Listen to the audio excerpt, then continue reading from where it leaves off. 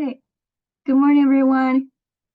Thank you very much for having me for the special occasion today. Thanks to the technology, being able to connect and conduct a service with everyone in Minnesota, sorry, from the temple in San Jose, it's truly something to be grateful for. So I'd like to start my talk by reading a Shinran Shonin's word on one of his Wasan hymns. So would you please join me in Gasho? Of those who encounter the power of the primal vow, no one passes by in vain. They are filled with the treasure ocean of virtues, the defiled waters of their blind passion, nor separated. Namo Amida Butsu, Namo Amida Butsu, Namo Amida Butsu, Namo Amida Butsu, Namo Amida Butsu.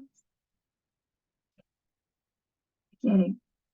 Again, thank you very much for having me to this special service, Joya. So some may say this 2023 has been a good year, while others might describe it as a challenging, maybe. Today marks the 351st day of the year. Yeah, despite various circumstances, we have spent each day, and it is because of these days that we have arrived at today.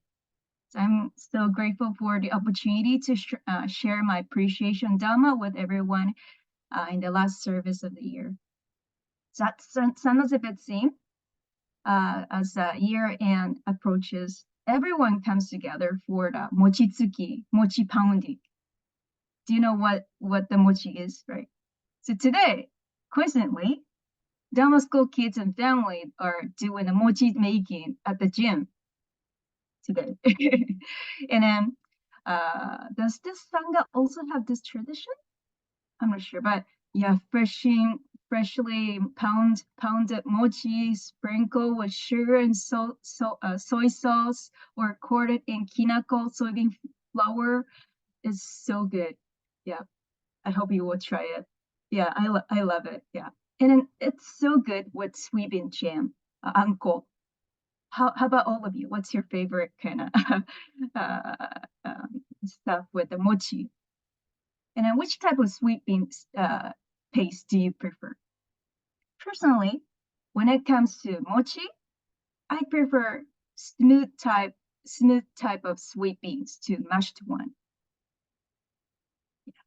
And when you eat mochi, you would drink coffee with it, but I prefer tea, green tea, especially green tea, because too much coffee doesn't agree with me. And then I love ice cream. Do you like ice cream? I love most of the flavors, but I don't really like the sweet beans or azuki flavor ice cream. But I love the green tea flavor the most, and then vanilla the most. I will be able to eat a lot. I'm sure you're wondering what I'm talking about. Yeah. What I'm talking about now is my world, my interests and tastes, which I am creating. Some people may like what I say I don't like. What they would say is, I hate mochi, I prefer mashed sweet bean, mochi, I prefer coffee to green tea. I don't like ice cream, but I love sweet bean flavor ice cream. I don't like green tea and vanilla flavors. Is that all? That will be your or his or her or their world, tastes, and idea that you, he, she, they is creating. I live in my world, my own world. You live your own world. We live in our own world. When we speak of the world in Buddhism, we are not talking about one big world where we reside, but it is about each of our own hearts and minds. Even if you live your family or friends, or we each live separate lives and think separate things. Each of us creates our own world by drawing the boundary lines here and there to our own taste, likes and dislikes. Buddhism teaches us that we create our own world by surrounding ourselves with what we like, what we think is good, and what we believe is right. This is how we live. I believe that everyone's value judgment is different. Even if you live together in the same time period, everyone is different. The standard that we have sometimes causes trouble. Okay, for example, I have a manju here. It's a small manju. Uh, does this manju look big to you? Does this look small to you? If you're very hungry, it looks small. But yeah, for example, now I skipped the breakfast this morning, so I'm really starving now. So to me, it looks small as a breakfast. But when you're full, it looks very big, doesn't it? The reason is that our standard changes from time to time, depending on our current mood. I may dislike someone I thought was a good person until yesterday, when I see them do something I don't like. Because our standards change from time to time. The boundaries we draw here and there would have the odd shape. I have a habit of saying, I should do this. Oh, I should do this. Oh, これしなきゃ、これしなきゃ. When I even when I make plans to do this or that throughout the day, it doesn't always go as planned. And I sometimes regret that I should have done this or that. It is not that these words are wrong, but these are kind of reminders for myself. But if these thoughts or desires become too strong, they become words that binds us to ourselves. Until recently, I thought that being an independent adult meant having a job, earning money, and living an independent life with it. I drew that kind of expectation line for myself. After graduating from my university, I have worked at the medical company in my hometown, Shimane, Japan, as an office staff for 2 years. I started working for the company that made the solid medical orthotics, the kind of plastic, how do you call that, artificial legs or artificial breasts, those kind of things. Not only in Japan, but also to people overseas.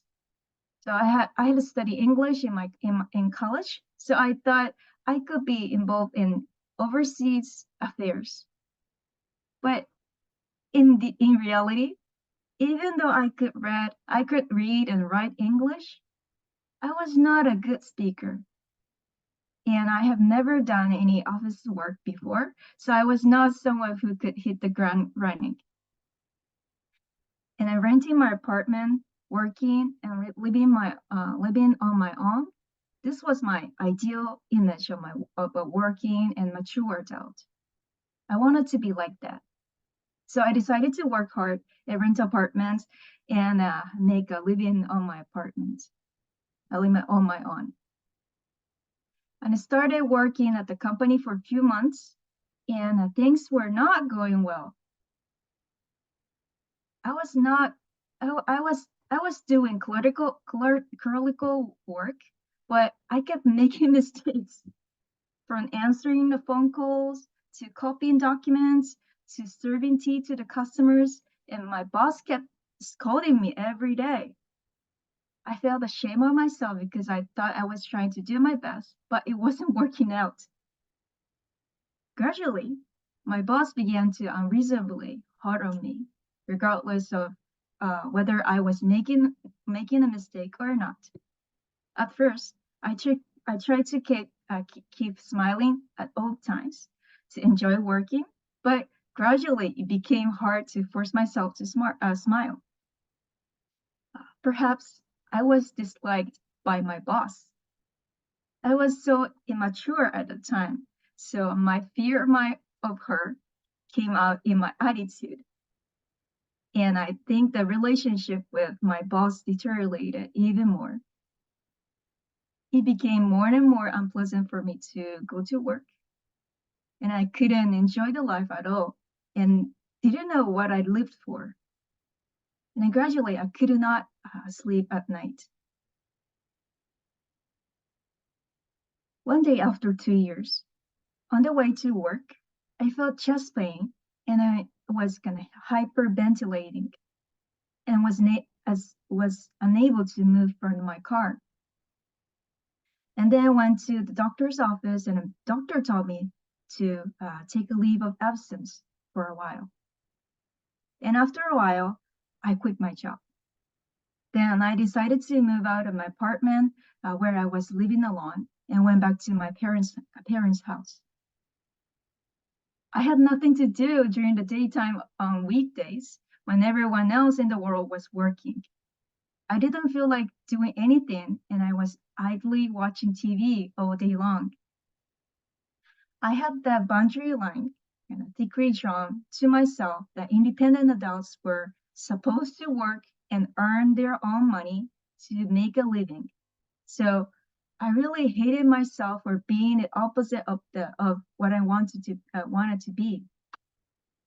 I felt ashamed myself at the time to go out in the daytime with the job, and I felt sorry for my parents. I knew I had to somehow work on my own again, but become independent. But I had lost my goal and didn't know what to do next.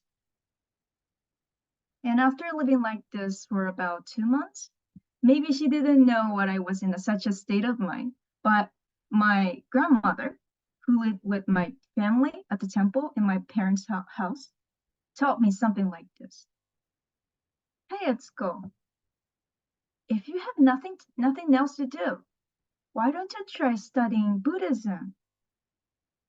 At first, I was not very interested, but another day, I was having green tea with my grandmother.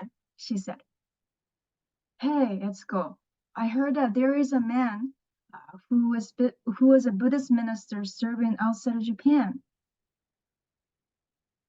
When I heard that, I thought it was so cool. So first of all, I was interested in becoming an overseas missionary with the sole intention of wanting to change myself and escaping from this place. So I decided to go and study at the Buddhist seminary in Kyoto. And then I studied hard for the entrance exam, and thinking that this will give me a reason to stay at home without the job. Even after studying at the Buddhist seminary, I studied hard because I wanted to become a respectable minister. A few months after entering the seminary, one day I visited the temple in Kyoto to hear the Dhamma talk, like this morning. I remember that these words had a great impact on my mind. You don't have to push yourself too hard. You don't have to work so hard. You can be who you are. The real meaning of these words is that our efforts and ability are not required at all for my birth in the Pure Land. It means that Buddha will embrace us as we are and assures us to be born in a Pure Land. So there is absolutely no need for us to accumulate merits by reading lots of sutras or to get smarter by studying a lot. In this regard, this minister meant, in regarding your birth in the Pure Land, you don't have to push yourselves too hard. You don't have to work hard. You can just be as you are. But at a time, I understood the meaning differently. When I heard those words, it was as if as if a warm heart had burst into my heart, which had been flattened like the deflated balloon. I feel as if I could have accepted myself, that I was fine as I was. And I felt as if my whole body seems to relax. After that, I realized that I have been living with such a force all this time. Then I gradually began to appreciate the kindness and compassion of people around me. I thought of my coworkers who supported me even in my difficult time. I felt sorry at the time for my family who had watched over me during my difficult period without saying anything. I had completely lost sight of those kindness that I have received because I was stuck on my dark side. Because I came to realize that I was supported by those kindnesses of people around me. In those days, I was not able to recognize each of them, but as my mind regained strength, I was able to notice such things and naturally became able to say thank you. I think I am now able to say thank you a little bit more honestly than before. Our founder Shinran Shonin says in his Wasam, of those who encounter the power of the primal vow, no one passes by in vain. Jodo Shinshu is Buddhism. Buddhism is a teaching that Shakyamuni Buddha shared with many people over 2,500 years ago, after his enlightenment in India. His words were written into sutras and spread throughout the world. Who did the Buddha speak to? Did he speak only to people who were dying? No, he spoke to every living thing. We do not know how much time we have left in our lives. He talked to us so that we can live the rest of our lives to the fullest. Nowadays, the average life expectancy is over around 80 or 90 years old or more, and I'm not sure if I'll be able to live to that age. Neither I nor anyone else knows if I will be able to live to that age. Why don't we know? It is because this is the first time we are living this life. Everything is unexpected because we are living this life for the first time. Everything that will happen tonight, maybe an hour from now, 10 minutes from now, a minute from now, and even a second from now will be new to us. Each of us is living a first moment. We are living lives approaching death, but at the same time, we are living that are alive at this moment. Therefore, Shakyamuni Buddha talked about the Metta Buddha for us living beings, wishing for us to live to the fullest, in peace and tranquility now that we are alive. And when life ends, Amida Buddha assured us to be born as a Buddha in a pyramid. So Buddhism is not the teaching for preparation for death or after death. I believe that it is a teaching that we should encounter now as we are alive. Fortunately, we live in the world that is full of the working virtues of the dynamic workings of the Buddha, the world where we can hear the Buddha Dhamma, and the world where we can hear Namo Amida Butsu. If it is a teaching after death, why are we hearing Namo Amida Butsu now? Maybe we hear Namo Amida Butsu now because it is a teaching we need to receive now. I will continue to measure and judge everything by my own standards in this world, full of the Buddha's virtues, dynamic workings. But this is the world where the Buddha is working. Besides my own standards, there is always the Buddha's true wisdom. The difference between my own standard and the Buddha's true wisdom is that my own standard is a scale that changes from one place to another depending on my mood. Then how about the Buddha's way of seeing the world? There is no scale to measure or judge things. If there is no scale, it means that you cannot measure things. You cannot draw the boundary line. The fact that my standard is placed next to Buddha's true wisdom means that I am given time to think my own standards there.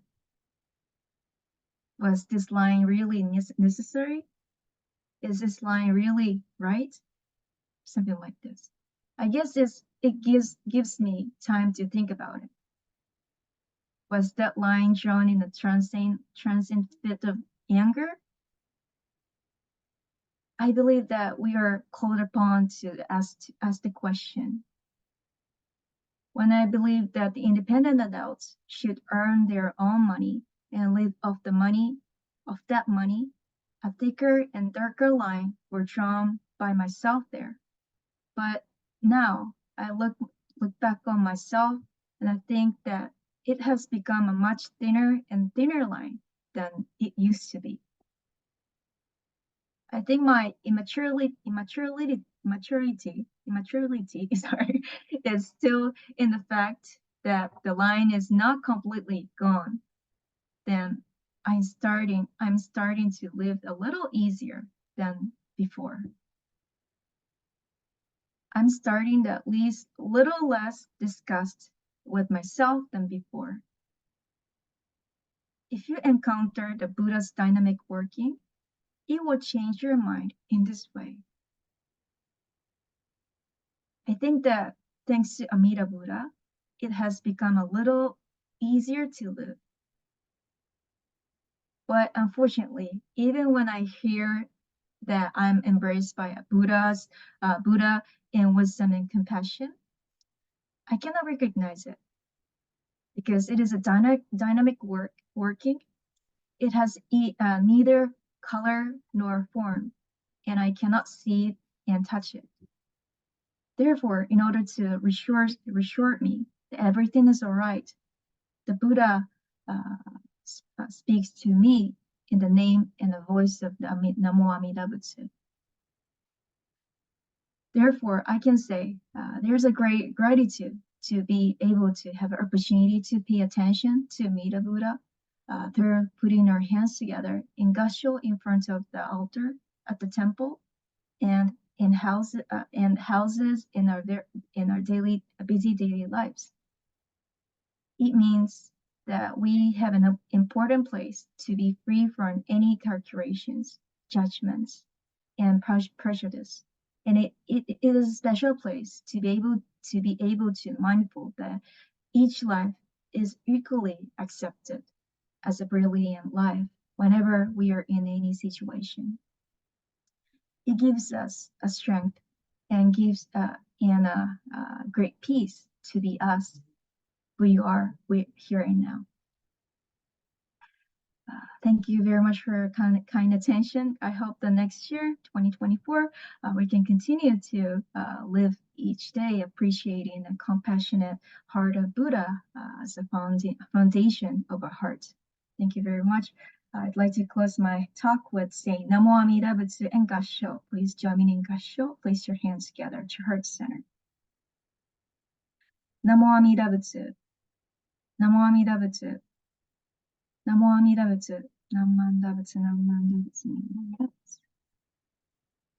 ありがとうございました。